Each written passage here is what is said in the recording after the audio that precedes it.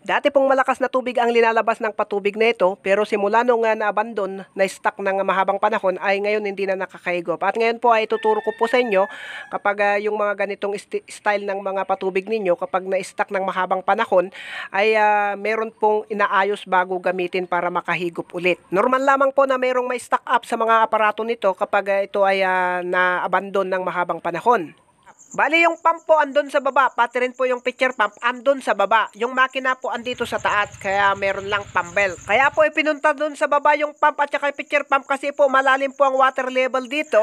Kaya kinakailangang ilapit po yung pump doon sa water level kasi nga po shallow pump lamang po yung ginamit na pump dito. Kung ayaw nyo po yung ganitong setup ay deep well pump po ang gagamitin ninyong pump. Siyempre po meron pong kamakalan yung deep well pump kumpara sa shallow pump. Ang deep well pump po ay tulad ng submersible at saka iba pa. Ang problema po nito ay hindi nila nabubuhay yung pitcher pump sa baba. Ay naku, madilim po dito sa baba. Kapag ganito pong setup ay wala po silang kahit anong check valve na linagay dito. Kaya kinakailangang buhayin pa yung pitcher pump bago nila angdarin yung makina. Ang problema, di naman nila mabuhay itong pitcher pump. Kaya check upin na lang natin kasi kapag na-stuck ng mahabang panahon yung ganitong pitcher pump o ganitong setup, ito po yung mga nag-i-stack up. Meron pong nag-i-stack up na kailangang ayusin. Ito. Papakita ko po sa inyo. Ayan, ito po. Ayan, itsura pa lang. Talagang hindi na yan makakahigop. Ipunta lang po natin doon sa taas. Madaling po kasi dito.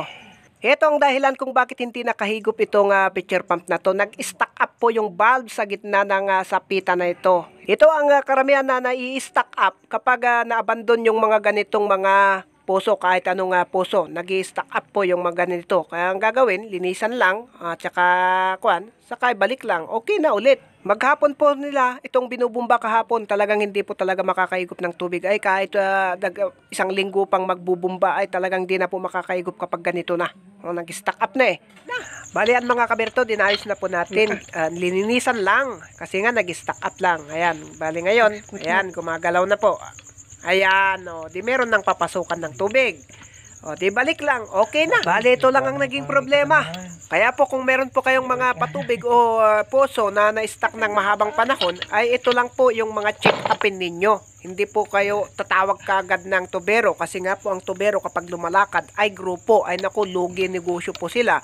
Abay, maiinsulto po sila. Ang gagawin nila para hindi masasayang yung lakad nila o kaya hindi sila malulugi, yung dinala nilang mga aparato, mga pangsunda, ay susundahan nila. Sasabihin nilang nag-flat hole na po ito kasi na-stuck ng mahabang panahon. O di, imbis na ito lang yung ayusin. O di, makasisingil sila ng malaking labor. Kayo na ang nadali kung ganon. Kung quality po ang pagkagawa ng mga patubig at saka puso, kahit may stuck pa yan ng mahabang panahon, maraming taon, ay hindi yun basta-basta mag-flat hole. Karamihan lang na yun ang sinasabi ng mga tubero kapag ganito lang na problema kasi ay tatawag na sila ng tubero, yung may-ari. Syempre, para hindi po malulugi yung mga tubero na grupo kong lumalakad, sabihin ng nag-flat hole para merong may pakitang ito yung ginawa namin para malaki ang labor. Bali, yan lamang po ang munting tutorial natin na napakasimple kung alam.